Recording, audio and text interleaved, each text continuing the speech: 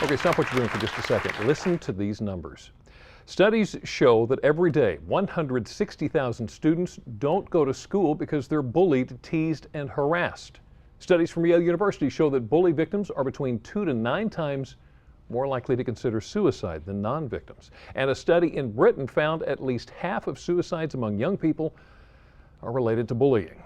Well, there is a campaign underway to help turn these numbers around, and you are encouraged to get involved. It's called Rachel's Challenge, and it's all because of this little girl. This is Rachel Scott. Rachel was the first victim of the Columbine school shootings in 1999. And in joining us today to tell us how we can be a part of this movement is Mark Belfiore with the Touch a Truck event that's taking place this weekend in Seaford. Mark, thanks for joining us. Thank you.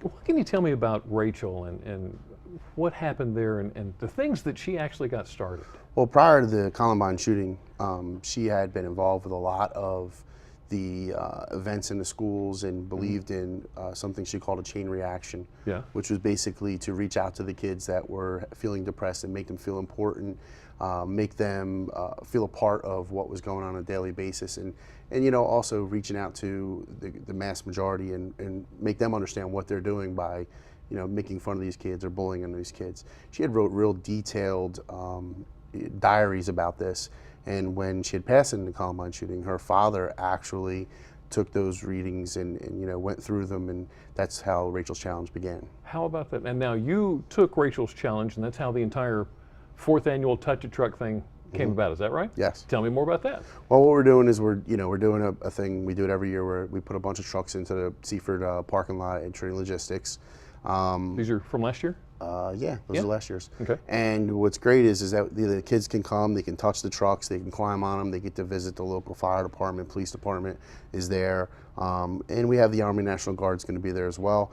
And at the same time, we're getting to, you know, send out the message of Rachel's Challenge, and you know, starting a chain reaction is what we like to call it. Right.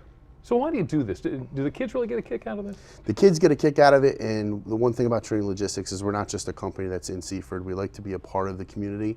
We want the community to be involved in the things that we do, and you know, we appreciate them, and we do this to show them our appreciation for letting us be in Seaford with them. That's incredible. Now, it benefits schools, right? Local schools? It's going to benefit all the local schools. All the money that we raise goes into bringing Rachel's story and the information on bullying into the schools, and that's going to help pay for that program to be, you know, involved into the schools. And that's coming up this weekend, right? This weekend, October the 5th. Run down those details for me.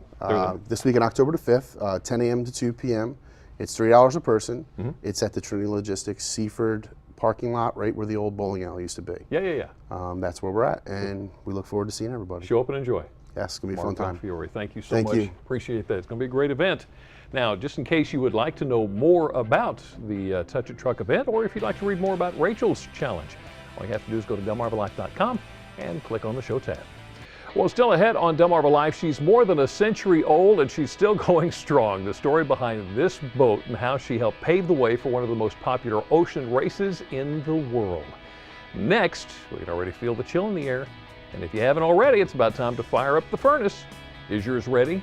We've got some tips to make sure that when you turn up the heat, you stay warm all winter long. Stay with us. Delmarva Life. We'll be right back.